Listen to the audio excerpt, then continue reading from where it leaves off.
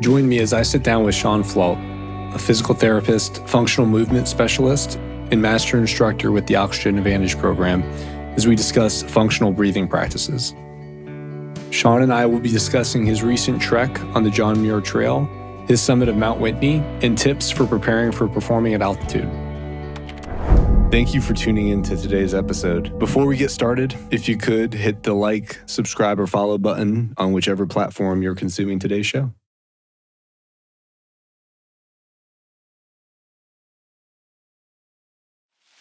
Sean, thanks for joining today. I know we had big plans for Instagram Live. Obviously, Instagram had other plans for us, but that's okay. We're just pivoting. We're going to make this into a podcast-style interview and certainly get a recording out to those that were interested in attending the live event. And we'll have some other short posts from our conversation to post to Instagram for the people interested in the topic of, and really a lot that could go into this conversation, but breath training for altitude.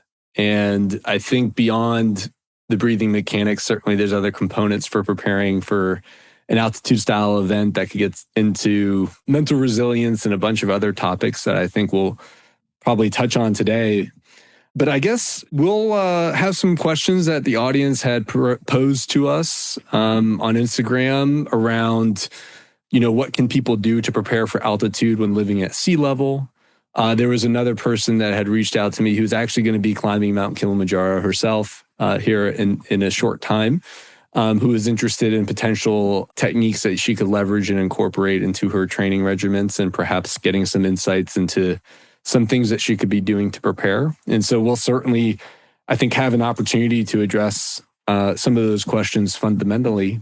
But I guess just to kind of kick things off, I was wondering if you wouldn't mind briefly introducing yourself, your background in breath training, breath coaching, and I guess your experiences on the John Muir Trail. I am admittedly not super familiar with that trail, but based on some of our initial conversations, it sounds like it was quite the life-changing event and certainly a challenging experience. So I'm certainly interested to hear more about that.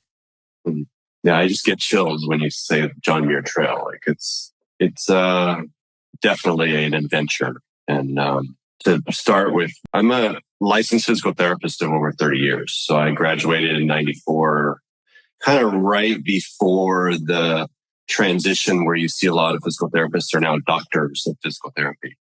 And so I was on the cusp of a lot of times people, when they interview me, will say, oh, you were before, you were still at the time when there were masters available. And so I've been at it a long time. But even before that, the breath training and interest in the physiology came as an undergrad in Boulder. And I actually got introduced to Patrick and the Oxygen Advantage from an interview he did with a gentleman by the name of Dr. Douliard, who's in Boulder. He's a chiropractor, Ayurvedic. He wrote a book called, I believe it was Run. I can't remember the name of the book, but it was his PhD was on nasal breathing and the zone that the runners got into from staying in nasal breathing. And this was back in the 90s that he did that study. I'll have to look it up and I'll get that to you. But yeah, it escapes me right now. But anyway, that's where Patrick was interviewing. And I was like, there's something here that I remember. I actually was there during the wild and crazy time of the triathletes and the Mexican runners that were coming up to Boulder and running Leadville the high altitude Leadville. And we would run and test those guys for their physiology and why they were so superb in their physiology to excel at altitudes. That's where it kind of really started. Right. So then during COVID is when I found this interview and Patrick, and it's like, there's something to my experiences in health, performance, how people's bodies operate when they break down. And that's why I've really locked into the Oxygen Advantage and just have added it as one of the mainstays hubs to my practice in terms of screening people for breath as one of the signature pieces that people can actually get back in touch with their ability to heal. Yeah. Yeah. That's awesome. And I'm excited for today's conversation. I think there's probably a wide range of people on listening to this that might fall in different categories. And I think breath work itself could be such an umbrella term where some folks might be a little familiar with styles of breathing more similar to like a Wim Hof or a holotropic that are a little bit more fast and full styles of breathing. And others might not be super familiar with Patrick and obviously the program that we're going to be discussing primarily today, which is the Oxygen Advantage program. But certainly probably some people that are into endurance sports and competition and interested in kind of the nasal breathing and some of the results of the studies and experiences that you alluded to earlier. But then there's also probably a whole another segment of people who are maybe casually curious as to what breathwork training even really is or what it means to breathe. And so I was wondering if you could kind of delineate when we say oxygen advantage, or you talk about Patrick and the type of breath specifically we're talking about relative to maybe what people could be familiar with other breathing styles and how they're different. Yeah. I think the basis for the oxygen advantage is foundational breathing. I mean, it's taken from as a sort of an expansion of the Buteyko. That's where Patrick sort of got his development, was in what is foundational or functional breathing, what is everyday breathing. And that has to be, I think, really set apart. I think that's what sets us apart, is the ability to observe and measure objectively what someone's regular, outside of exercise, outside of sleep, what do they do when they're behind the computer? What do they do when they go walking to the kitchen? What do they do while they're on the toilet? Like the everyday life breathing innate pattern or natural pattern that exists within them is really the basis for their life. And then we can use that sort of understanding to say like, okay, where does this person need guidance, or where can we up their foundational breathing pattern, improve their functional breathing pattern? That's words that are used in the Oxygen Advantage that will give them a step up in life, or give them a step up in their workload or their demands in relationships, or in all, the truth is that then when they go to exercise, it really is a demand on that functional breathing pattern that will determine the outcome of the thing that they're trying to do to improve their well-being or health. Yeah. And so if their functional breathing pattern, their foundation of what's going on minute by minute, hour by hour, again, let's set aside sleep and exercise because those have a few different fundamental differences in terms of what actually happens. But that foundational breathing pattern will dictate how their system physiologically operates during exercise, during something like a lifetime event like the JMT, or doing Kilimanjaro, or going to base camp at Everest. You may not summit Everest, but there's a lot of people that will want to trek to those high altitude valleys to see Everest or go to South America.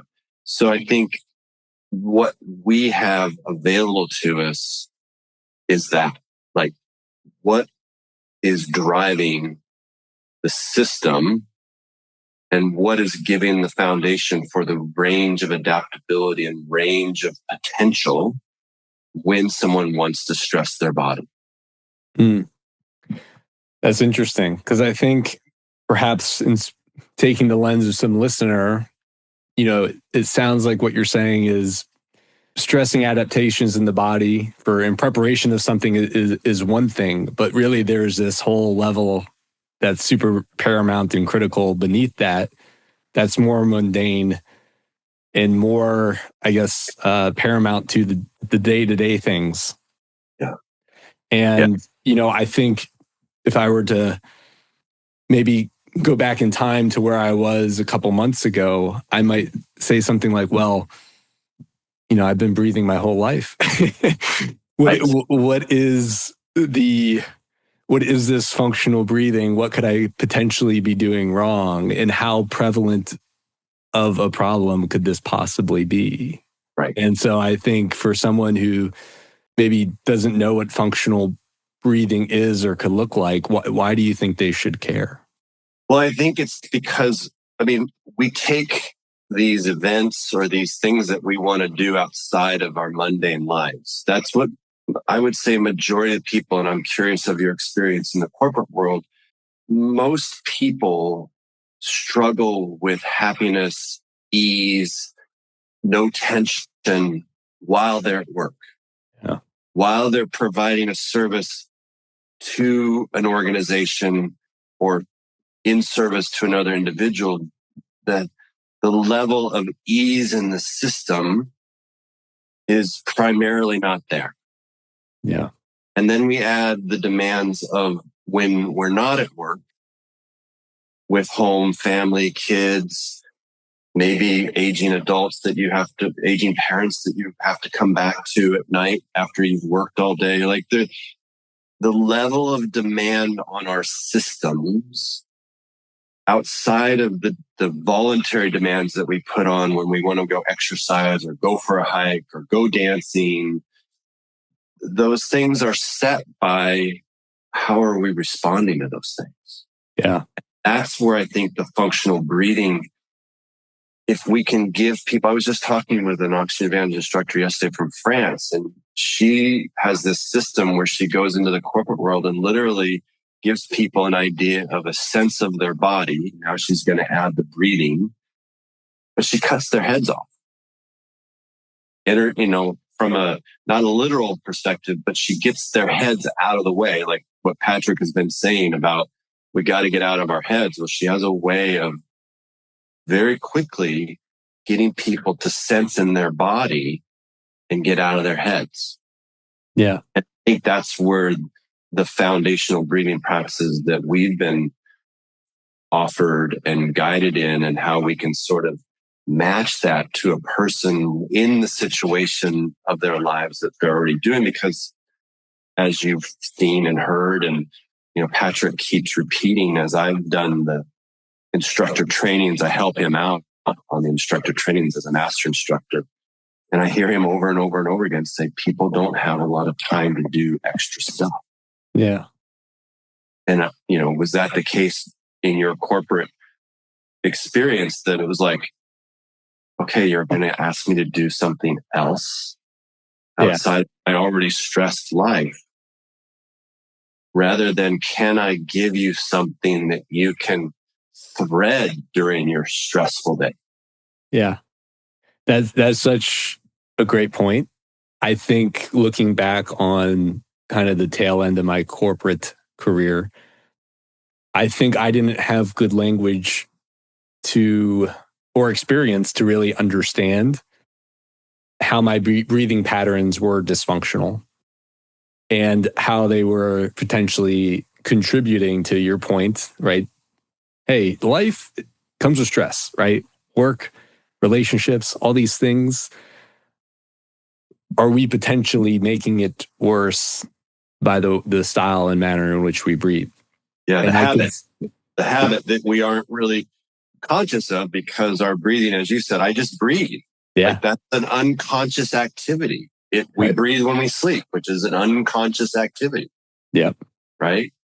And so, I think most people just say, well, I'm fine. I don't have any breathing problem. Right. Have you run into that? Yeah, I think most people think they breathe okay. And I think I was in the same category. And I was even months beyond my corporate job, but was still feeling this underlying tension that you described, despite not necessarily having a full plate from a work responsibility standpoint. I was still having a degree of difficulty sleeping. I think when you look at, you mentioned the stressing of exercise, right? And obviously exercise is an important thing. But to your point, if there's some fundamentals from a physiological standpoint that are unaddressed, and then you're compounding out with additional stressors, right? Maybe it's not as beneficial as it possibly could be, or maybe not what your system really needs at that moment. And so once I was able to incorporate the oxygen advantage of some of these things and feel the difference in my ability to focus and get out of my head, and my ability to have more longer lasting sleep, it really could start to feel the tension and ease come about. And it's kind of like an experience you have to go through to then understand, oh, this is how my breathing, I could tell you really clearly now how my breathing was dysfunctional. It was super shallow, it was super full, it was a little fast, but I don't think I had any conception of what it should be. And so that's an interesting, wow. Go there, because that's really, I think, what a majority of people struggle with. Like, okay, what is a healthy breath? What do I need? How can I feel this? Or sense it, And that's so can we define that? Like what is functional breathing, and perhaps to help maybe illustrate that too, like what is dysfunctional breathing, right? Maybe we could define what those two things look like.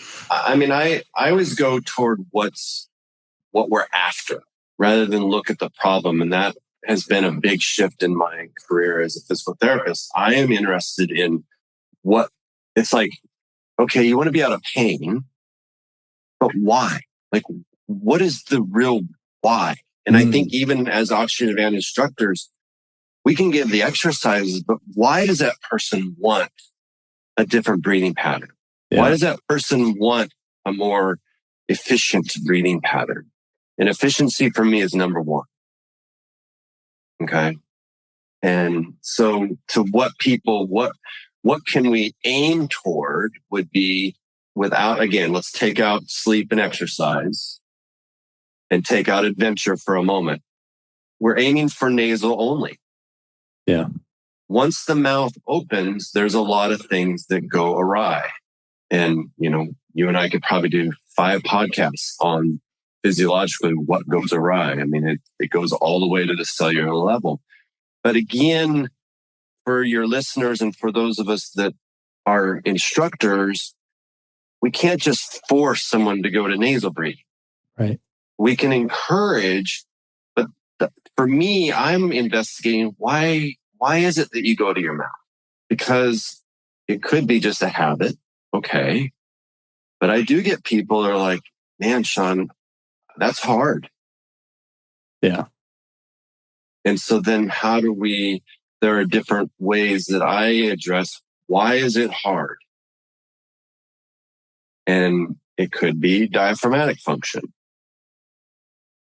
Okay, so we talk about the low breath where the side ribs, the back ribs need to expand rather than being just a belly breath. But that lives inside a structure. So if the diaphragm is inefficient, then the person may not have a satisfactory breath through their nose because it's 3 times the load than a mouth breath, right? Yeah. So the load of going to nasal breathing, man, it's hard. It could be the diaphragm's weak, but I don't see it as a weakness. I see it as there's some limitation. And, for people out there that are listening to this, just lift up in your chest and put a little pressure behind your sternum and watch how your breath is not as happy. Like there's a resistance on it. Yeah. And if you just completely relax and not hold yourself up from above, there's a difference in how easy the breath is. So I try and look at, I'm like the CSI guy. and I'll spend more time investigating rather than giving something out. Because if that person is held up, and I see a lot of them, their breathing pattern, their diaphragmatic breathing pattern will be more challenged. And so why are they holding themselves up? Can you help me understand that a little bit? When you say hold yourselves up, do you mean like if I'm actively engaging from, I guess, the chest or pinching my shoulders back? Or Yep. All of those postural educational pieces of my spine. I need to sit up straight. I need to pull myself from my head. Yeah. And it's one thing that I want to introduce to those that follow this, and something that we can build on is your posture starts from your feet. So instead of holding yourself up, can you slightly press your feet into the earth as if you're getting ready to stand from sitting, so just press through the hearts and the balls of your feet. Okay. And do you feel a buoyancy in your spine that isn't there when you don't use your feet? Just let your feet go and you feel like a heaviness. Yeah, that's definitely different. I feel supported when I engage the feet, but I'm not trying, right? Whereas the other method, I'm kind of loose in the lower body, but actively engaged pulling upper. from the ribs up. Yeah. I'd never heard this concept either, so I'm interested. I love that you haven't, because most people haven't. Right. So the body has this deeper intelligence that says, if I'm not stable, I will use other things to stabilize myself. And that's a neurophysiological pattern that it's nothing you're doing other than whatever it is that you have got yourself involved in, the posture of being out of balance. And a lot of people are on a screen. Yeah. So you can even play with this, and those that are listening, literally look into the screen and watch how your head gets drawn off your center of support. Yeah. And so now your head is forward of your center of support. Good luck. Yeah. It'll shut the breathing down. And so this is where it collapses the diaphragm, or just makes the diaphragm harder to expand? Well, what do you feel when you really look into the screen without the awareness of your feet, without, just feel your breath? Like, compare that. It immediately goes to the chest. Yeah. I could definitely feel that. Yeah. So then step back without the foot guidance, just step back. Because I always work in comparison of feeling. Like, people have to have an experience. You could tell people anything they want or anything that you want to tell them. Yeah. And I think that the experience has to give them some reference. So, okay, you go to see a therapist and they tell you have a forward head, and okay, so you do all these. So go ahead and pull your chin back and, align yourself in a posture and let your breath give you feedback to the efficiency of the posture you're in without the feet. Without the feet. Pull back and measure your breathing expression there. Now, let go of the holding and see if the foot action will give you some aspect of arranging your upper body. So you can close the eyes so you're not pulled forward.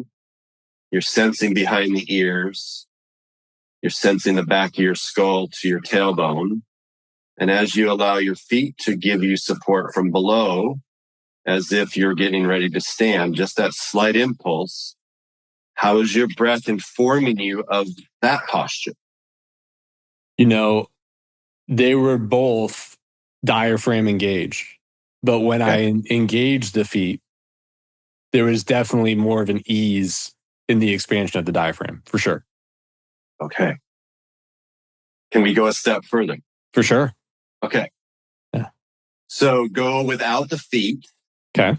And at the end of the exhale, so you can do a little bit of just like go without the feet. And what do you notice on the side ribs at the end of the exhale before the next inhale? And compare that to when you engage the feet, what you feel in the low ribs at the sides at the end of the exhale before the next inhale. So I'm doing it right now without the feet engaged. Yeah. So what's the expression of the side ribs? The diaphragm actually works before we start to ride the breath. Interesting. So you're saying the diaphragm will have a tendency in that position to actually move in advance of the breathing. It always initiates the in-breath, not our nose. So what is the expression of the diaphragm beginning to engage, which pushes the side ribs to the side because of the pressure in the abdomen? How much expression is there when you use your feet versus when you don't? Yeah. It's definitely more pronounced. There's a wider volume I could feel in the ribs expanding further than otherwise, for sure. When you use your feet versus Correct. not? Yes. Yes. Yeah. Yes. Yeah.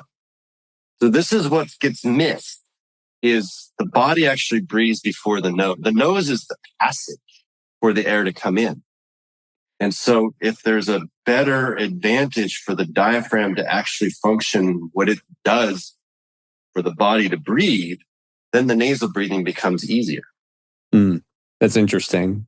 I think that was pretty cool to experience, to your point. Yeah. Always better to have an experience than theorize everything. But also, it kind of reminded me of something you said earlier, too. With you mentioned, getting into diaphragm breathing as opposed to belly breathing, which I think is a very common misconception. I think most people, when you say breathe into your diaphragm, they just kind of do a big belly breath and they think that's okay. I'm doing that right now. Yeah. Is the foot trick a good way to get around that? And if not, or if so, are there other also tricks to delineate or help people better engage the diaphragm relative to particularly the belly itself? Yeah, that's a very good question. I mean, here's another thing that you can feel. So even with the feet, so let's now you've like, wow, my feet really are part of this whole thing. Yes. But you don't quite, you forget. And I'll be honest, like I catch myself breathing just in front. And a lot of my clients, I catch them lying down, breathing just through the front, which we refer to as a belly breath, where the belly kind of pushes out. We don't have the habit or the neuromuscular default where the breath goes to the sides, which part of my other background is in the old not yogi, hatha yoga tradition. Breath is wind. It rides the wind of our body. And wind by nature goes to the sides. That's its, the element of wind goes to the sides. Okay. So you've gotten rid of the habit of holding, but you still predominantly belly breathe. What do you feel in your spine when you belly breathe versus put your hands at your side or put your forearms at your back ribs as a feedback mechanism? So the second part of your question is I think we have to develop a feedback mechanism of using our hands, or using, like the case when I was on the JMT, I was coaching people to use the backpack straps. Yes. To feel the breath touch the strap. And that made a huge difference in a lot of people that I had to do with like rescue breathing or people that were going up with me. You got to have some felt sense. And like in Oxygen Advantage or in Buteyko, they use the Buteyko belt. Right? Yeah. That's a feedback. But I think at work, around the house, like I think we just need to feel. But the idea is, what does the spine feel like breathing in the belly versus feeling the breath to the side? There's a whole different feeling in the spine. Like if you go to the valleys 100%. Of the spine, what do you notice? Yeah, I was just going to say, when I dropped into a belly breath there, I felt kind of like a dip in my lower, like lower spine. And a little compression. Correct. And it felt less supported as opposed to when I returned back to feeling the expansion laterally. Yeah. Yeah. Yeah. Because that whole, we don't want our spines under what I call vertical or horizontal, side, or that compression. Why? Yeah. Our spine's meant to be like a snake. And so the breath can actually mobilize the spine if allowed to being upright. You don't have to lie down to mobilize your tenseness in your nervous system. And I think that's another piece that sets this work apart is we go back to what is functional. Functional is, how is this breath expressing itself in the activity that you're doing? And it's great to give people exercises lying on their back, but it very often doesn't translate to what they have to do in their life. Yeah. It just tells them I need to lie down to regain the function of my breathing. Mm. Yeah. Right? I mean, that's what a lot of physical therapists, a lot of, even in this work and in Buteyko, you see a lot of people, and in yoga and other practices that you mentioned, a lot of it is, there are many breathwork practitioners in my area, and they will say to me, like, your work is very active, very physical. And I like, what do you mean by that? And they're like, well, we teach sitting and cross-legged and lying on your back. And I'm like, no. How is that translating to their life? Well, they're changing their breath and that changes their mind. And how is it translating into your life? Because once a person's upright, if that becomes an ineffective breath, as you just pointed out, like, oh, breath goes into the chest, or I lose this aspect of the breath, you could see where then all the things that they gained in psychology or coaching or lying on their back for breathing, it's not translating. Right. And I think about that support in the diaphragm in particular and the protection of the spine. And like you just referenced, is more designed to be a snake. But I also think when you get to the point of what you're saying, when the rubber meets the road and actually going out to do things in any style of sport, if that stability isn't there, I think, the study seems quite clear that that's going to put you at a much higher risk for injury. Right.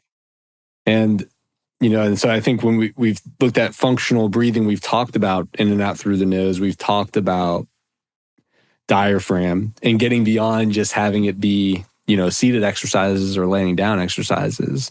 Right. So what does it look like when we transition from understanding those two critical components of functional breathing in a restful position and now transitioning that to more of an active engagement? So what does that look like for you? Yeah. I go to standing. So to sort of dovetail off of what I was saying about sitting and lying down, is those positions from a circulation perspective, and our breath is about our blood. I mean, really, when it comes down to it, from the other dimension that we haven't really talked about in the oxygen advantage that I think is unique, is the blood chemistry. Mm. The biochemical, why we actually get air hunger. And we can talk about that if we want when we get into altitude or even just exercise. But it's, to me, once we're upright, that is actually, standing is a great way to start. And it's also a great way to integrate back into sitting and lying down, is what's happening in your feet. Mm. I guided you at the feet. So when you stand, and if you want to do this, or your listeners want to do this, most people will stand not in their feet. Like if you just stand, what are your knees and your sit bones, your pelvis feel like? I'm keeping my knees kind of loose, like almost like a slight bend. Right. My sit bones. Is there tension around the sit bone? Not really. I would say it feels probably relatively flat. I don't feel, tilted back or tilted. No, not tilt or anything. Just, is there any tone? Like, is there density around the sit bones and the coccyx, the tailbone? Yeah, I think there's a little tightness there. I don't know if your prompting to that made me think about it or engage it a little bit, but I don't think there was anything I noticed initially. So where that comes from, in a lot of people that probably are listening to this, and you in particular with being behind the screen a good part of your life, is it comes from the ears. Mm. So the little knob below your ears, notice what happens to your sit bones when you gaze at the screen or look hard at something ahead of you. Oh, yeah, they tense quite a bit. They tense up. Yeah.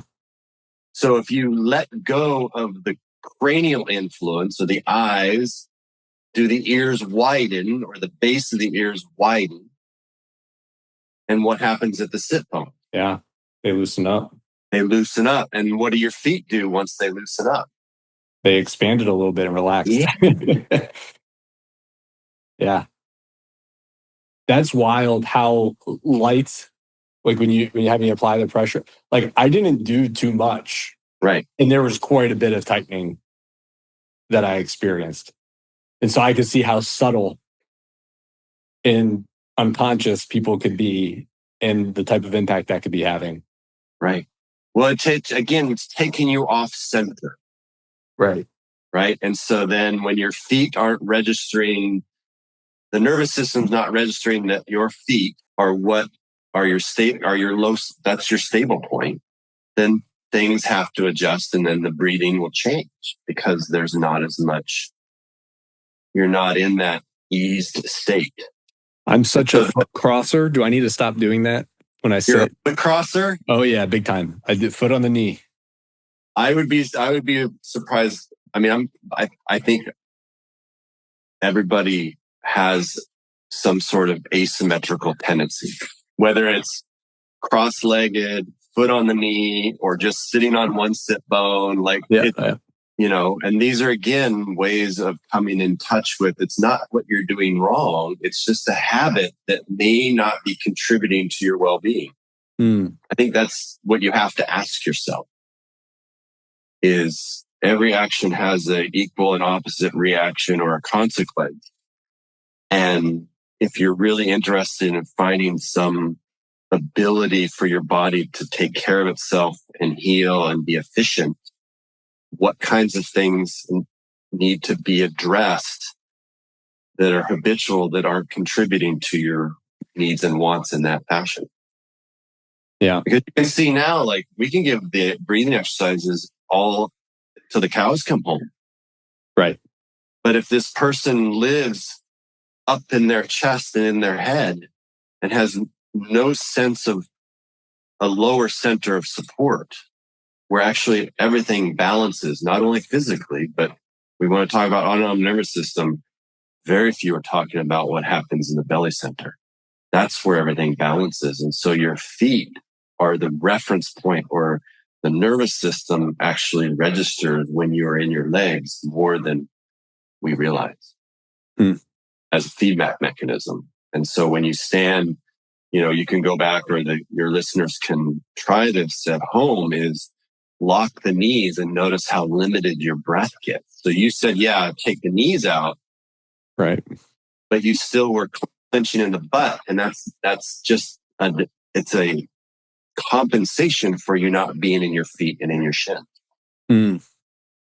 It happens. It's just the nature of existence. And so for me, I make the breathing exercises efficient for somebody. I want to get them back in their low center of support. And then the exercises will work more for them. Right.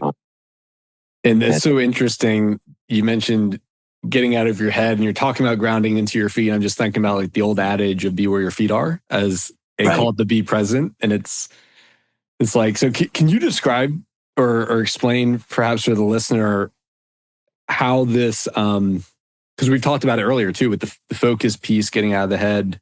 Yeah.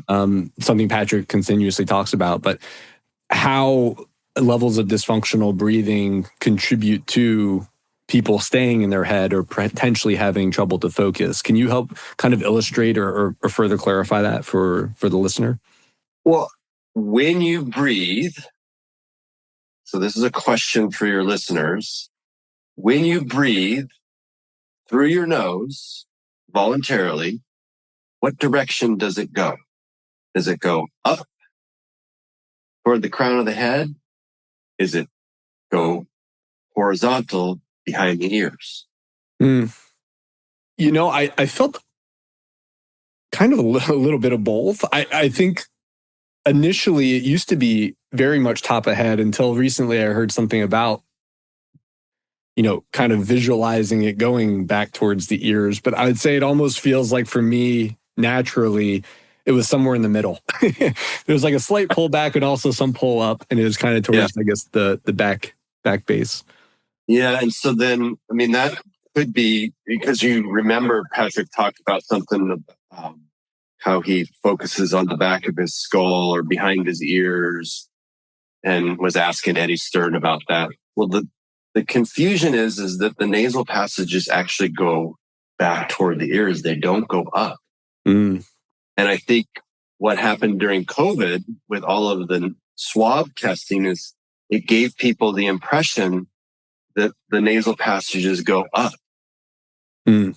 And so when I was on the trail and my buddy that I was with would say, "Oh, my friend's a breathing expert. He can answer that," because a lot of people were worried about, going up Whitney or going to elevation. And when I would observe people's breathing, just asking them to take a regular breath, it was amazing how many pull up through their nose. Yeah, I think that certainly was probably my initial inclination. Or when we get stressed, or, someone's barking down at you, or you're at home and there's a family challenge, or you start exercising, the tendency is to pull the breath up. Mm. And that will contribute to an upper chest breath. Mm. Which then, what do you feel when you pull the breath up to the crown? You feel a little more excited. Yeah. It's going to stimulate excitability, which we know through the research that neuroexcitability is contributing to psychological disturbances, whether it's anxiety, panic, or furthering conditions that people struggle with. So let me kind of re-summarize that back. Nasal breathing is how we should be breathing all the time. Yep. People's inclination, whether that's from maybe a natural reaction or perhaps learned through other mindfulness practices or breathing techniques that may have been maybe incorporated the wrong way or not as they should be, has a tendency to draw people up as opposed to more horizontal to the mouth or back to the back of the head, basically towards the ears. Yeah. And even when I just did that now and did it consciously, I did feel a greater expansion laterally from the diaphragm. But when you're getting up into the head and chest breathing and or even breathing fast or too much air, these could all be things that contribute to brain excitability, which basically just help promote pacing and racing thoughts of the mind, which certainly could have other downstream effects on, to your point, you mentioned anxieties, certainly sleep and other things that could almost be like a vicious compounding cycle in itself. Right. Because we know that upper chest breath triggers more of the neck and the upper breathing muscles that we call them the secondary muscle groups in the neck. Mm. That triggers that area, which then has major effect on everything in your throat and your neck, affecting your brain circulation, whatever it is, right? Yeah. So there's a mechanical postural piece as well as the physiology, just breathing up the nose. But then we go to that aspect of overbreathing, which we haven't really touched on, where it's usually it's the volume of someone's breath in combination with their rate that will trigger a larger volume per minute. And that's been shown to cut off the blood supply, reduce the oxygen supply to the brain, which then further excites the brain because now the brain's under stress. It doesn't like being starved. Yeah. So this is a counterintuitive point. And so I want to be clear what you're saying. You're saying when we breathe in faster and fuller, i.e. have the perception of or experience of taking in more oxygen, on some level, we could actually be diminishing the amount of oxygen that's getting to the brain. Is that? Yeah. It's kind of weird because the oxygen is a stimulant. Inhalation is a stimulation, is the stimulant part of the nervous system. Or the sympathetic is a word people use. I like to use more of the stimulating aspect of the nervous system is during inhalation. I mean, you can't relax when you're inhaling. It's on the spectrum of more neuroexcitability. Yeah. Yeah. And so when we take those larger breaths, or we start to get a little hunger for breath, we feel a little breathless, the tendency is to take more oxygen in, which actually stimulates the nervous system more and contracts the blood vessels. And so there's some newer research out about altitude sickness and what happens at the blood vessel level rather than the symptoms that people get. And I'm always interested in that, like what's happening before the person gets at mountain sickness? What are the factors that are going on? And it plays back into this vasal or blood constriction.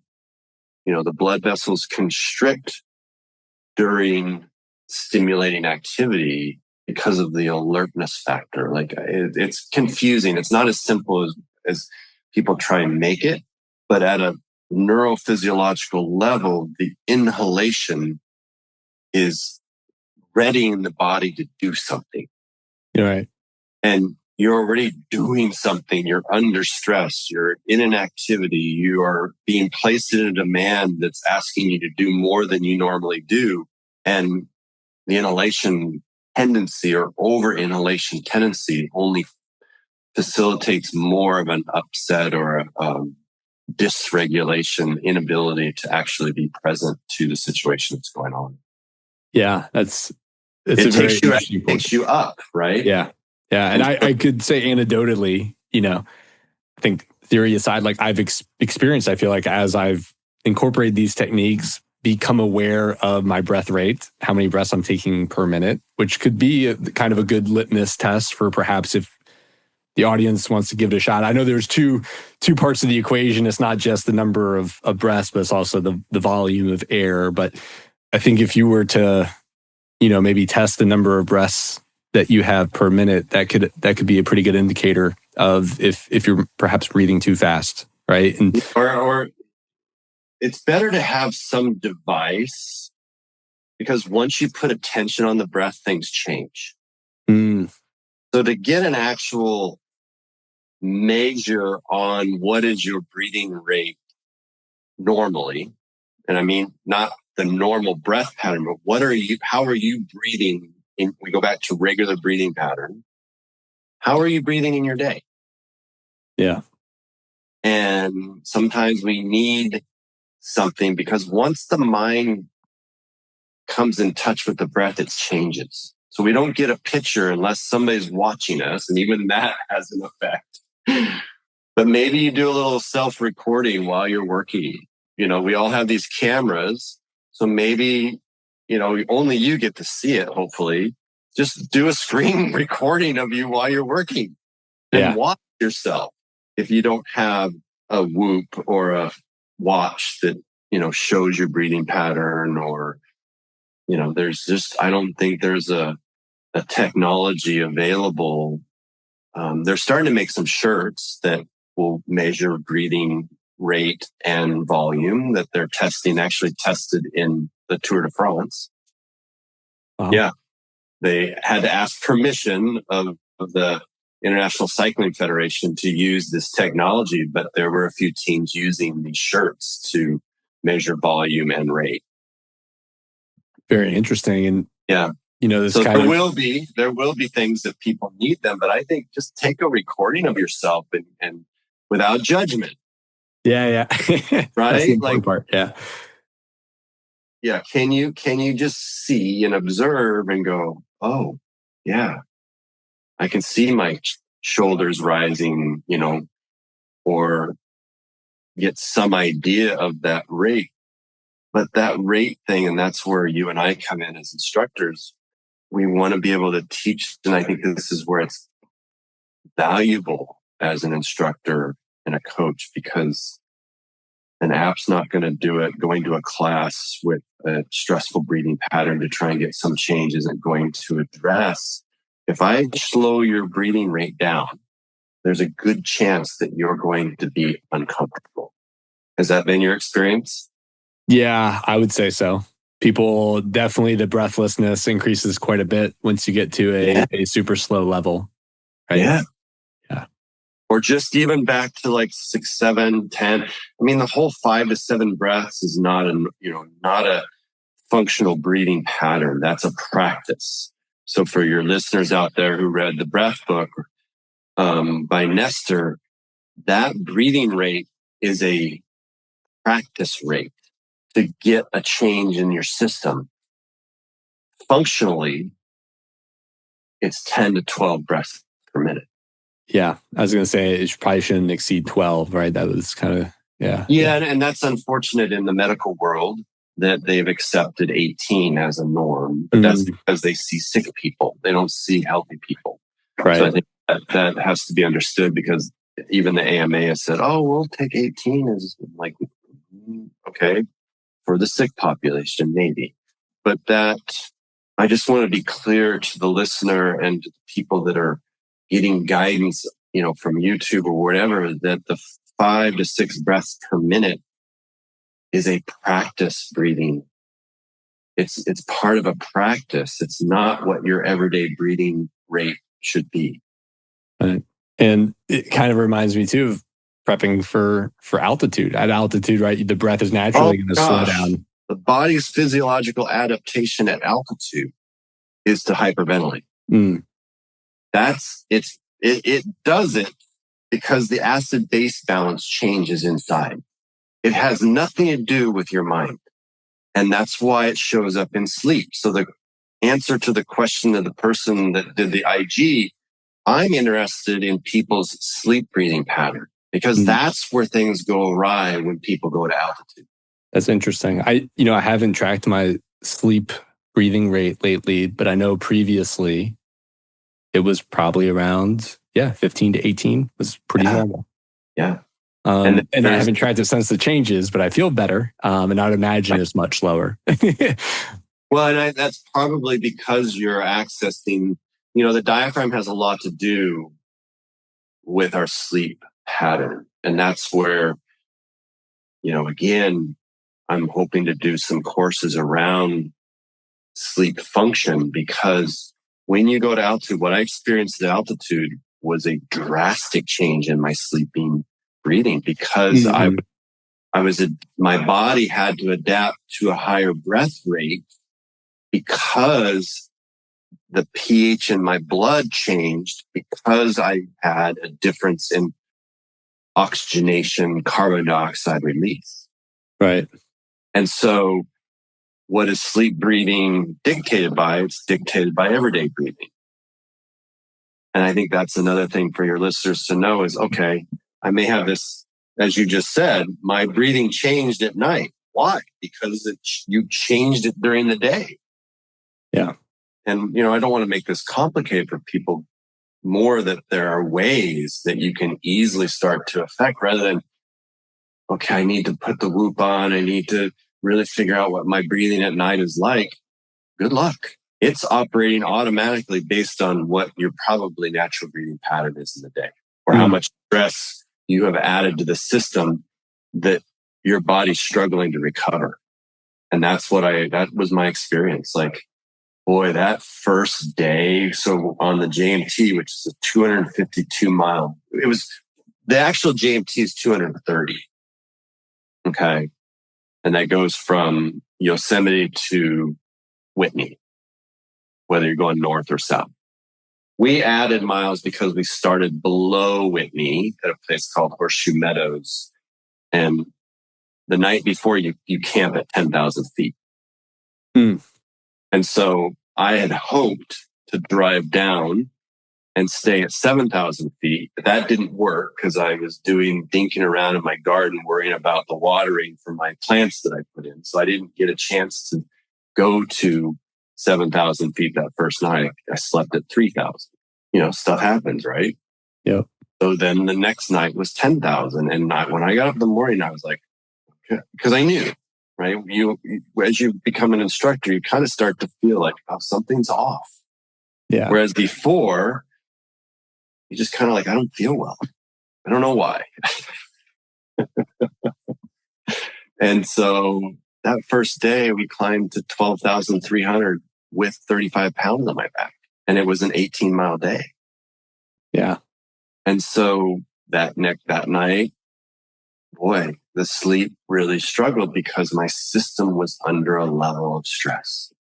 And I think that's important for people to consider is we want to do things to help ourselves, but some of it may be that we actually have to look at how we're stressing the system in everyday life and the things we choose to do, how to recover from those things that make the next day or the next going to the gym or the next day on the trail, which the next day was a little easier, but then Whitney came and then the next day was even harder. Like, how do we set ourselves up to face the adversity or the challenge of the next day? Like, you knew what you were facing when you would go to the corporate world the next day. I mean, there's unknowns, right? Because we work with people, but you knew it was going to be a stressful day or a project that met a deadline or whatever it was, right? And that's an adversity. That's a challenge that the mind or whatever. Maybe you're ruminating all night and you didn't sleep because the mind was ruminating, right? So I think we really want to look at what our systems are already under. And are there ways that we can tease that out in the day without doing extra? We actually start to remove some of the habits that the system can actually have a little space to recalibrate. And then we give exercises to stress the system. Right.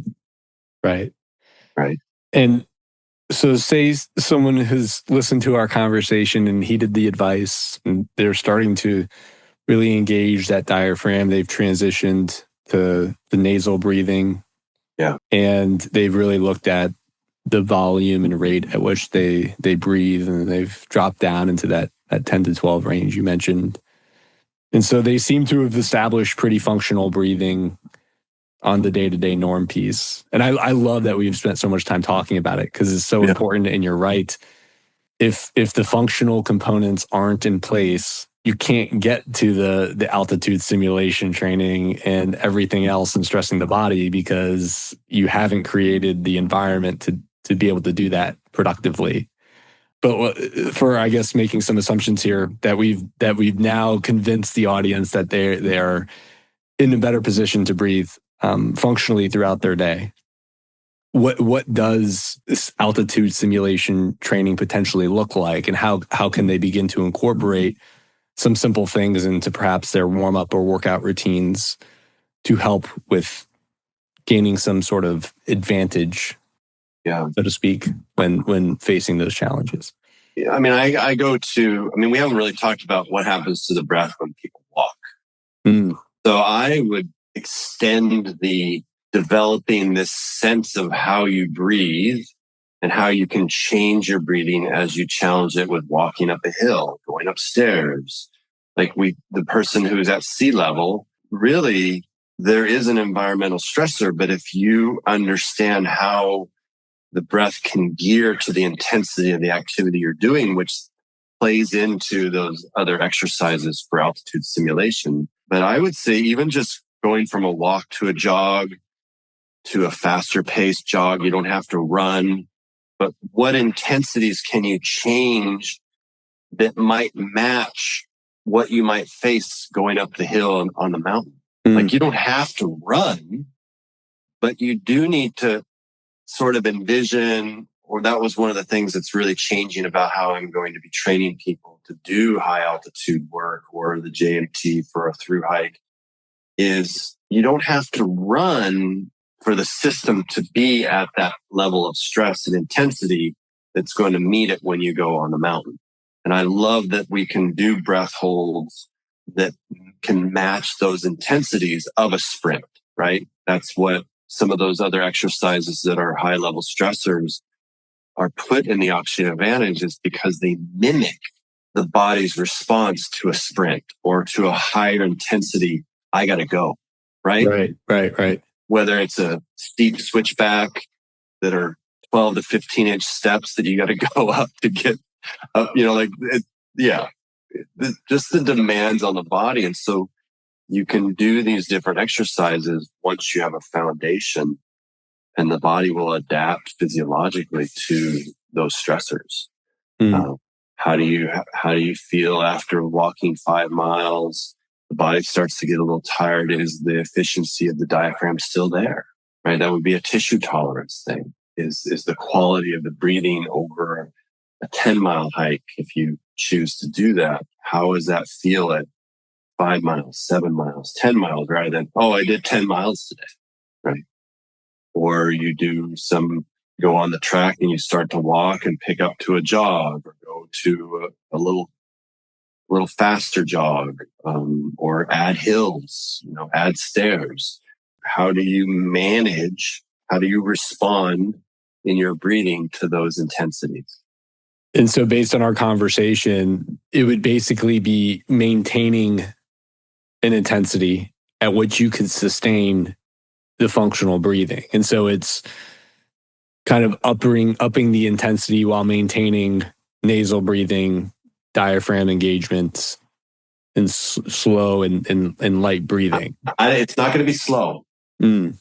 My experience on the trail your breathing rate will change based on the demand you place on it, because the metabolic needs. And so I think diaphragmatic breathing, number one, do you still have the ability to have the diaphragm work, because you're going to need more volume.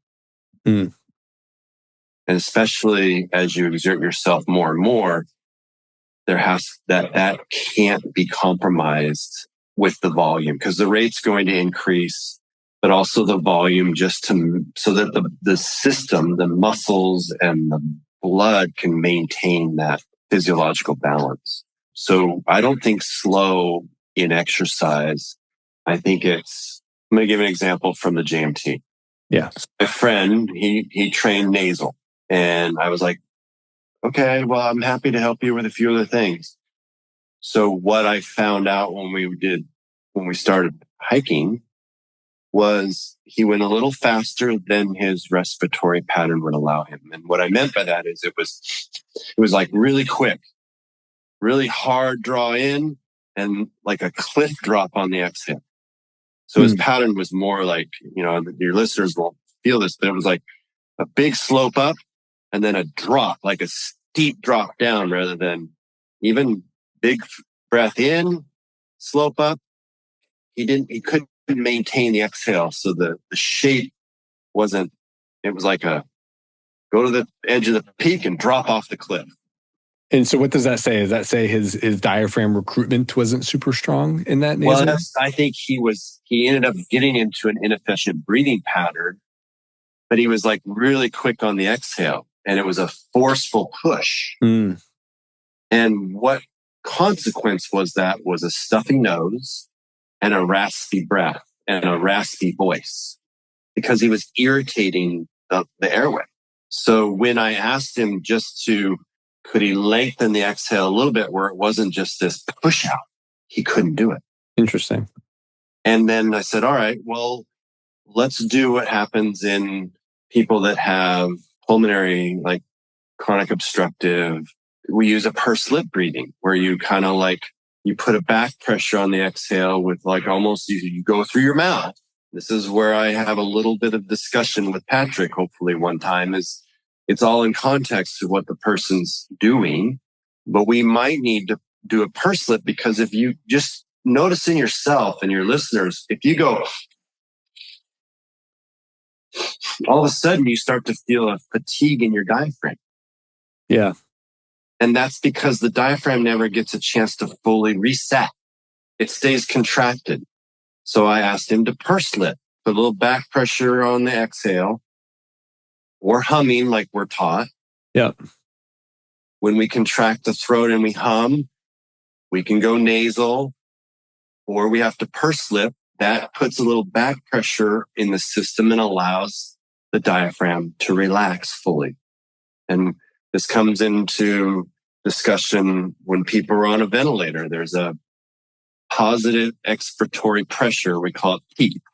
So I worked in the hospital in cardiopulmonary and neurotrauma for 8 years. And that positive pressure on exhale helped the diaphragm go through its full function. Interesting. And so what does a pursed lip, like, can we talk through that real quick? So if I'm taking a breath in and out through the nose, right? So it's, and then you're saying on the exhale to assist. Go back through the nose. There has to be a little contraction of the throat, like a hum. And that's on the exhale? Yeah. Yeah. And a lot of people really struggle with this during exercise. Is the air will just come out. There's no, I hate the word control, but there's no slowing of the exhale down. A lot of people will try and squeeze the body to try and control the exhale. I 100% resonate with this. And I feel like on certain exercises and routines, I will definitely get to that point where I feel like I can maintain a good solid inhale through the nose, but the exhale feels forced. Falls off. Yeah, for sure. For sure. Right. Yeah. So that's what my experience was, is when I couldn't control that exhale long enough, mostly because I lost the power in my legs. And I don't know why. I'm still exploring this. But when I would purse lip, the power stayed in my legs going uphill with the weight on my back. And the only thing that I know from my 30 years of experience and working with other forms of breathing from how the diaphragm works in force translation, it's not a breathing muscle at that point. It's more of a stability and force translator. The purse lip gave me the leg power. I'm like, all right, so I'm going to purse lip. And purse lip is literally, it's in through the nose, but then the lips, you breathe out through the mouth and nose, but the lips have a little separation, like a piece of paper between them. It's very slight. Very slight. Yeah. So the air is allowed to be controlled. You create the positive pressure or the back pressure on your exhale rather than it just falling out. Right. And you start to notice a different capacity in those higher levels of activity where you may not need to go to mouth. They say in through the nose, out through the mouth, right? That's a very common guidance. Correct. Yeah. Well, using the mouth in this way as a purse lip will give more power in the legs because I think the body stabilizes. It doesn't fall off and the diaphragm doesn't stay short. Got it. And this is all just experiential. I don't think, Oxygen Advantage is very research oriented, and where that research would have to be investigated is in the neurological. And I have some access. I can go back and look at Mary Massery's work, who looked at neurologically challenged, disabled children, adults who had spinal cord injuries or cerebral palsy, or different ways that you had to use a different way of breathing in order for the body to stabilize and sit up or to stand for someone who was rehabilitating. And so that's where the research has to be pulled from if we want to look at any way the diaphragm functions from that perspective. It's not going to happen in performance other than what we know, that 90% of athletes have a dysfunctional breathing biomechanical problem. Right. But the purse lip, if someone's wanting to exert and get into those higher levels of intensity, the purse lip will help the legs stay strong. Okay. So we're working on muscular endurance at this point. But then what happened with this gentleman that I was with, my friend, was he couldn't tolerate the air hunger. Okay. It was just like, F this, like I'm not doing this. So I realized that his pattern of pushing the air out was to minimize the discomfort of air hunger, right? He's over breathing out. He's pushing off the CO2 so he doesn't get air hunger. And when I asked him to slow the breath down a pursed lip, that slowed the exhale down, which accumulated at altitude a lot of the CO2. And his system hadn't trained for that. So our techniques help train for that, right? Yep. And so for the audience to gain some awareness there, CO2 is what tells the body it needs to breathe, right? And so what the Oxygen Advantage program is doing is helping you get familiar with higher levels of CO2 within the system and to better tolerate the feeling of breathlessness. And affect the physiology at the muscle end where the oxidative stress occurs. Yeah. So could we talk about that? I'd love to, because you even mentioned it a little earlier too, like this hypoxic, hypocapnic training. Yeah. And how with breath holds and walking, we could almost get like a sprint-like effect from that, right? Yeah. And also, I would love to hear more about the muscular piece as well. And so, could you describe that a little bit for the audience? So I think the Oxygen Advantage really focuses on oxygen delivery. Okay, there's a big emphasis on if we can understand what breathlessness is, which is a buildup of carbon dioxide. It's not the need more oxygen. That helps the blood pH and the re-regulation of how one breathes so that the oxygen actually gets off the red blood cell and goes to the tissues that are needing that oxygen for fuel production, right? Oxygen is a catalyst in how we break down fuels for the energy required for cellular health. Okay. And maybe we can have a deeper discussion about that if your audience is interested, because the physiology is phenomenal. But the bottom line is for the muscle to operate, it needs energy. And that energy is at the mitochondrial level where the factors of how we burn sugars and fats for fuel takes place. And that's what helps cellular health. That's what helps improve the size of the muscle and so forth, or the health of the muscle. And oxygen is required in that because the muscle has two different ways that it functions. It functions on an aerobic metabolic process or glycolytic process, and it functions on an anaerobic, which means less oxygen.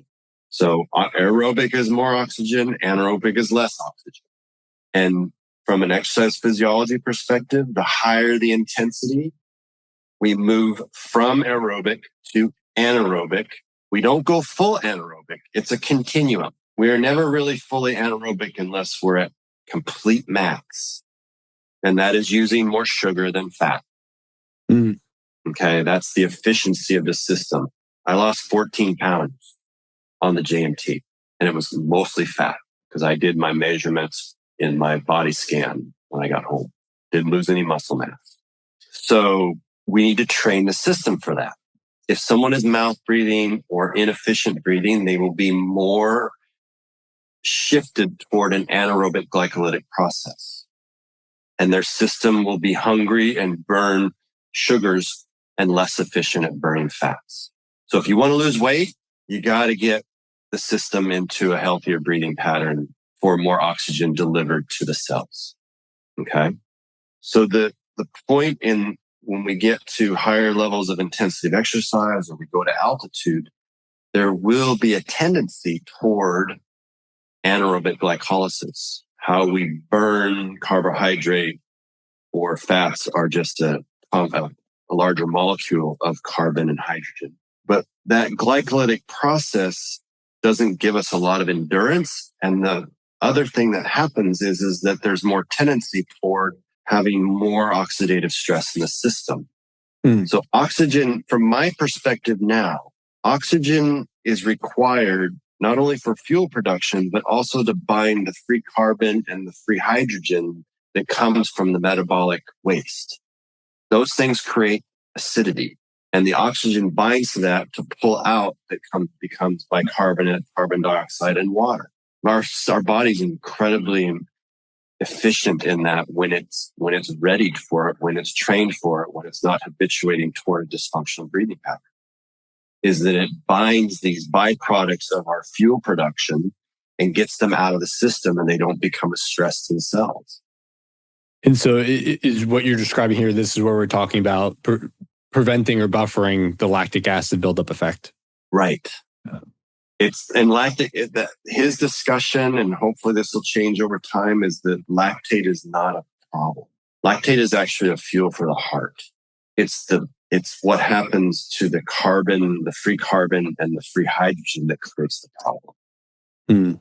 That's what damages the cells. And that's when the body recognizes that there's more of this, it will start to adapt and shift to try and prevent that oxidative stress or those free radicals you've heard.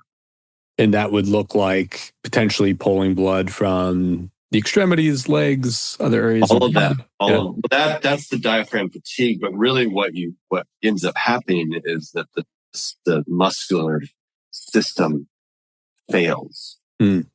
And that leads to injury, added stress on the joints, chronic inflammation in the system, tendinitis, tendinosis, Achilles, all these things that show up in the tissue because now the environment of those tissues, the tendons and the muscle, are under stress chemically. Mm. They're under inflammation because of the free radicals aren't being able to leave the system. So what do people do? They more vitamin C, more different things to try and manage the inflammatory process when in fact we can manage it from the beginning with the breathing. Very interesting. Yeah. So you don't have to take turmeric and all these supplements are helpful, but if you're not breathing correctly and not allowing your system to remove these things that are causing irritation and inflammation, it doesn't matter what you take. You're dealing with the end product rather than the thing that created the end product. Right.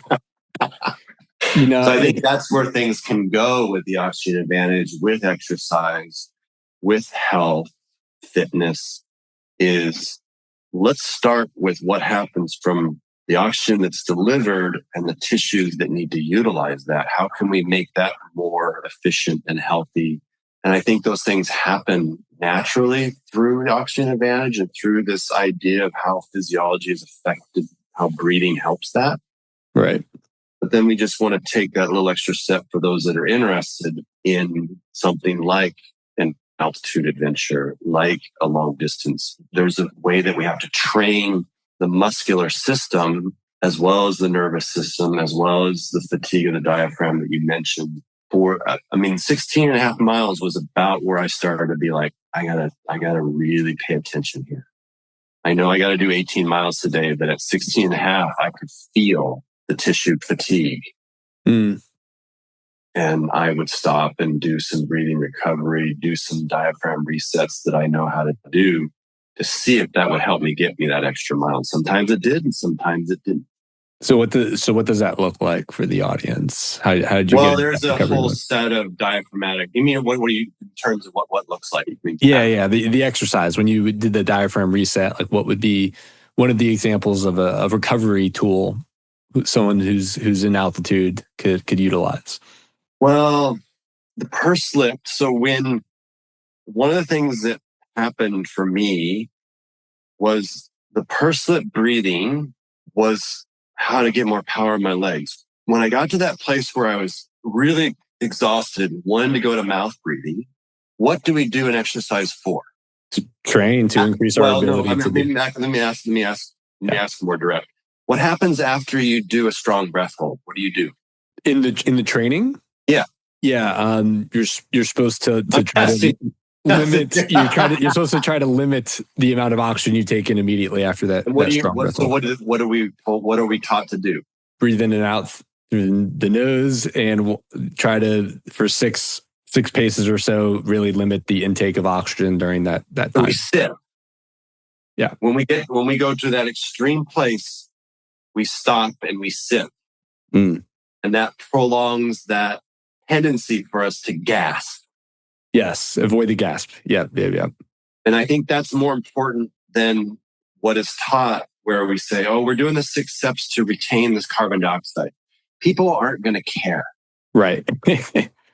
What you want to inform them, or what we can tell them, is we're asking you to prolong this thing of air hunger and prevent the gas so that your system then can go into regular breathing.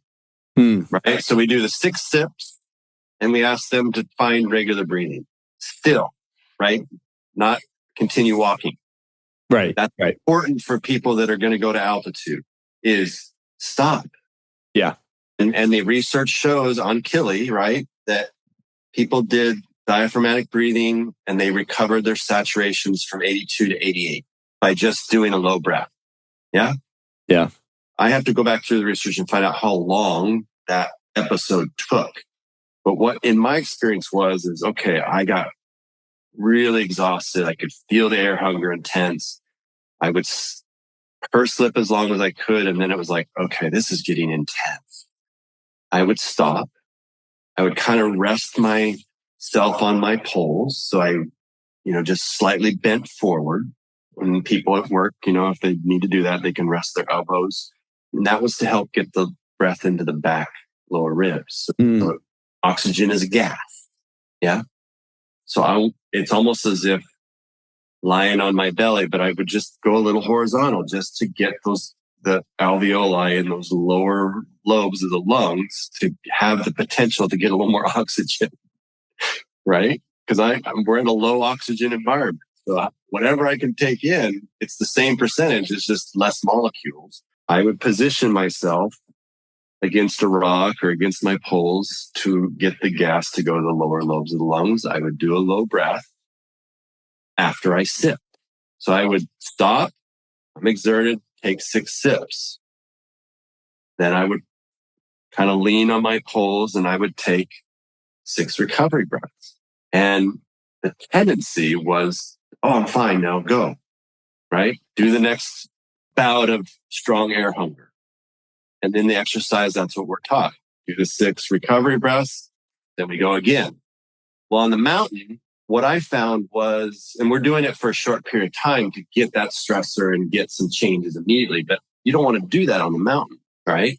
You don't get a chance just at 5 reps because you still got a long ways to go. So I would lean after the sips, take the 6 breaths, and all of a sudden when I would feel my body get out of that exertional kind of stress state, like it started to feel like, I'm recovered.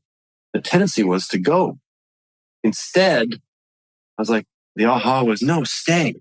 Do 6 more breaths because now you're in the state of recovery. Why not try and oxygenate more or give your body a little chance for another minute or two now that it's in a little bit more of a recovery? Does that make sense? Yeah. Yeah. So I added 6 more or 8 more recovery breaths in that low, slow, nasal. I hummed on the exhale to get more oxygen or nitric oxide, which we know is incredibly important. And again, another discussion, that nitric oxide, I think, is even more important than oxygen. Right. And then it was like, okay, now I can go. Yeah. And that's what allowed me to make it to over the 13,000 foot pass or up to the top of Whitney without getting to the top and being completely exhausted, celebrating that I'd done it or we made it over the pass, but then, I got to go down now. I got to go back down. Which I don't know about for you, but for me, that was like the worst part. And we did that in like a day. Was going back down? Yeah, for sure. Harder on the knees by far. But I would just, to echo your point. I mean, one of the phrases that the guides will say on Kili is, pulley, which is slowly. And right to your point about, hey, let's double the recovery time frame in which we think about. It's also just like, just try to stay at a point where you're not hitting the upper end of your exertion, right? Try to keep it at a pace in which the breathing is as comfortable as can be given the environment, right? And the constraints that are going to be there. I will say, some of your audience may say, screw that. I can't even go forward if you're asking me to do that. Yeah. I can't even take a step, going back to, like, I'm exerting and you went higher than I did it with. Yeah. It's like a punch in the stomach for sure. So like at that 16,000 foot level, at that 17,000 foot level, each step may be an exhausting step, right? And so whatever it is to find that pace, but realize that you will get there if you are recovered. Yeah. And I think that goes back to the beginning of our conversation. I'm not sure that there's enough of an emphasis on recovery. Yeah. Whether it's daily sleep, recovery from the exercise stress that you're doing, recovering from your daily demands, like where do you get a chance to actually implement some reset or recovery? Those moments that are quiet in our day end up getting filled with busyness or information or stimulus. 100%. And so, can we honor those quiet times without stimulating ourselves and add in a moment of recovery, like when I was on the mountain? Yeah.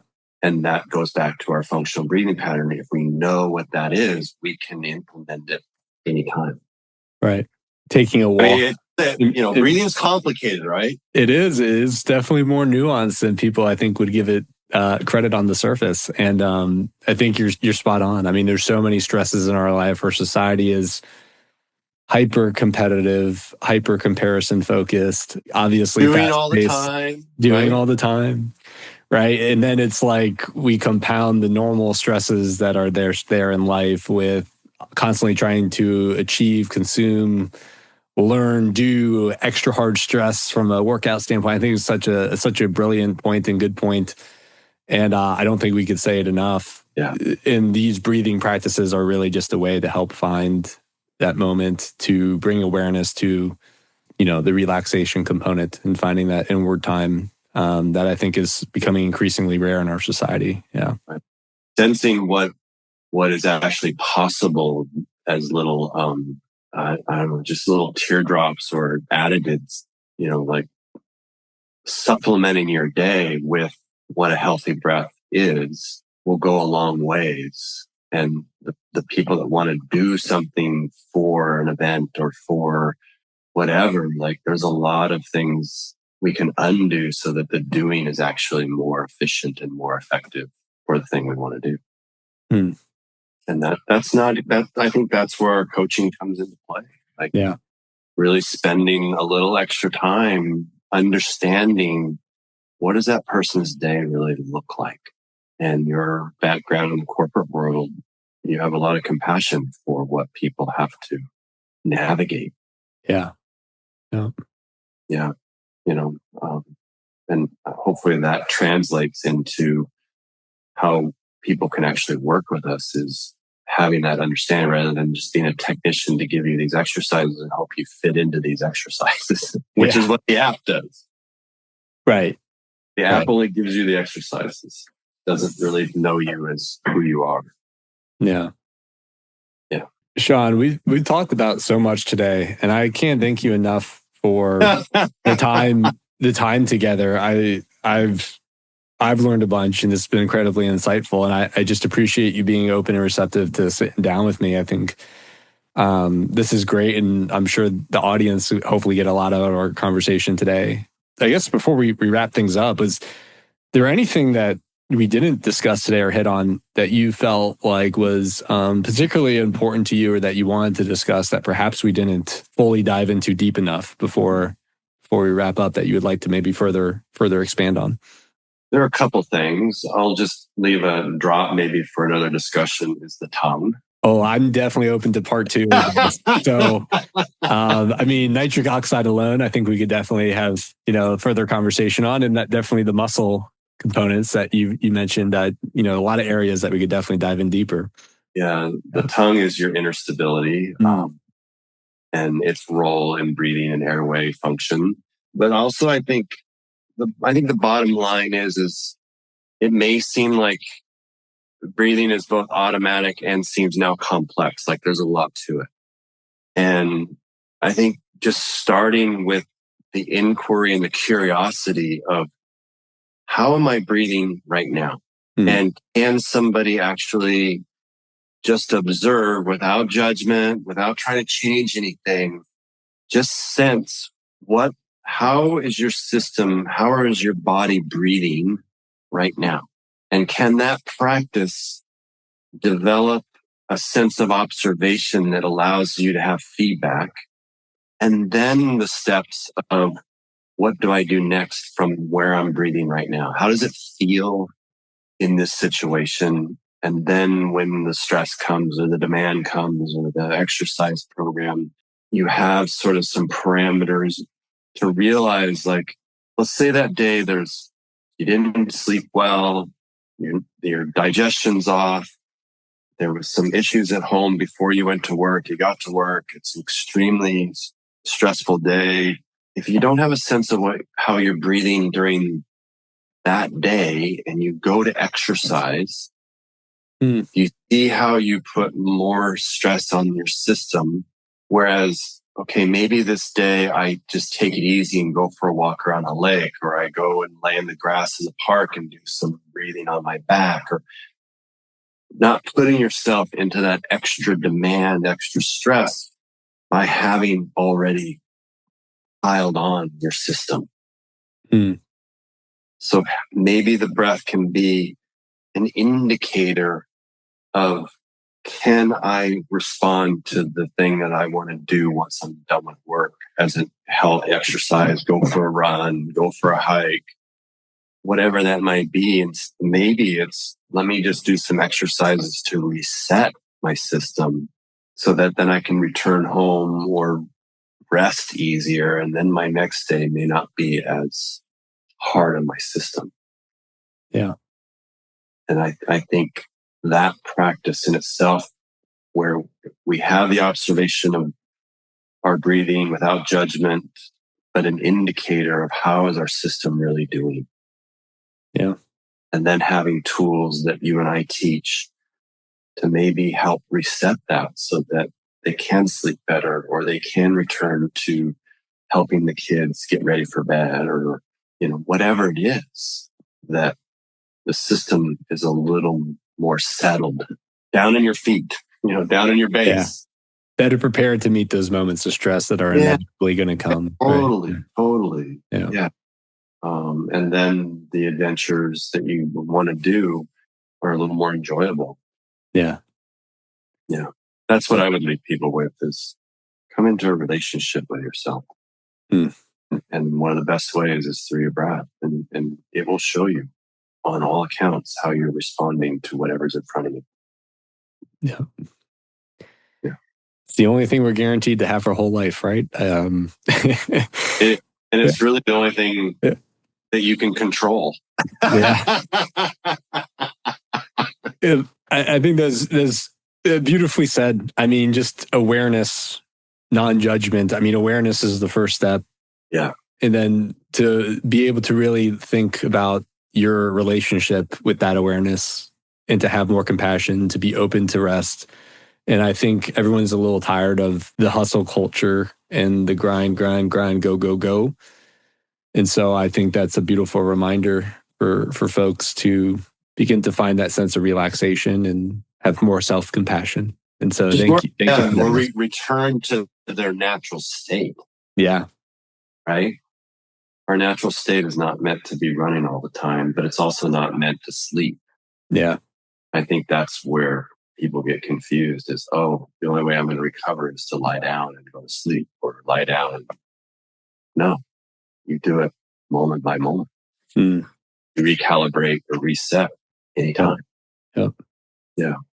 So I think what would be nice maybe is to dovetail off of that is, maybe we, like the short breath holds, that's a recover. Like, there's different ways we might be able to actually do a detailed session around, like, okay, that sounds really great. So what else is possible in that day? And I love those short breath holds. I don't know if you teach enough of those. I do too. And the people that I've worked with really like them as well. I think it's so effective at getting out of the head. And I mean, whenever I feel like I'm pacing, or even before I go into a conversation, I am intentional now about doing those 5-second breath holds, right? And I think they're quite effective at, relaxing and calming the mind. And that's such a good example of, it doesn't need to be this, crazy 20-minute meditation breathing thing.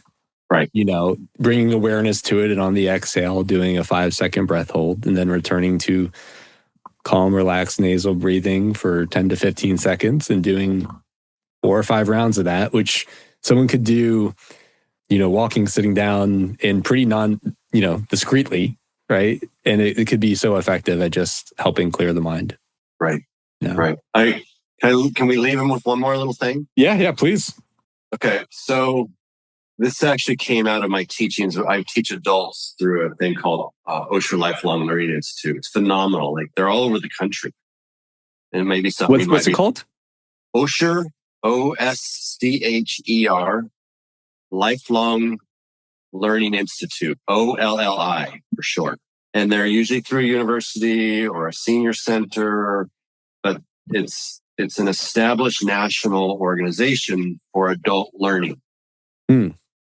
And I teach breathing practices based in the oxygen advantage and physiology for different things. Like, I might pick the topic of sleep health or brain health or longevity practices. Like, you can thread this into anything and create like a 4 or 6 week course. And I teach it online or in person. Yeah. And it's free. I have to do it voluntarily, and people pay either per class, or the unique thing about Ashland is it's $150 for the year, and they can take as many classes as they want. That's cool. That's not a bad deal at all. Anything and everything. Jeez. It's fun. So anyway, one of the things that came up was, well, okay, I don't want to pinch my nose when I'm at the dinner table with, talking to my daughter about issues, and I'm stressed. What can I do? Or let's say you're somewhere and you don't want to touch your nose, right? We're dealing with that aspect now, like hygiene kinds of stuff, because we're taught to pinch the nose and hold for 5 seconds, right? And it was a beautiful question. So for your listeners and for yourself, what do you notice when you swallow? What happens to the breath? You kind of stop breathing. Right. Yeah. So swallow and extend the swallow a few seconds. It may not be 5 seconds, but you swallow and hold that contraction in the upper throat for a few seconds. The breath stops. You don't have to pinch your nose. Yeah, that's awesome. I love that. And like, you're driving, you don't want to pinch your nose. Like, that all comes out of the old airway stuff that I have a group that I'm working, it's basically a peer group. And a lot of them in there, speech therapists or pediatric therapists, and swallowing is huge, right? Yeah. And it was like, oh, and the feedback after that session, after that answer, was huge. Like, people are doing it everywhere. Like, I was at dinner the other night with my book club or whatever, and man, it was a stressful conversation about this, and I could feel myself getting up, and and I did that thing, and it totally, even when you swallow, you notice what happens at your anus and your navel. Yeah. There's a slight contraction. Yeah. And so that allows that lowers you into your center, and your next inhale will be a little more relaxed. I love that. So there's a little, for those that, wherever you want to put this in the podcast, that swallowing, it may not be 5 seconds. That's the one thing we have to kind of get out of the picture. Yeah. But swallow will be a breath hold. Love that. Well, Sean, I'm already ready for part 2. Okay. We would love to get something on the I think books. this was the gift, right? Instead of the IG Live, we actually have this as a gem. Yep.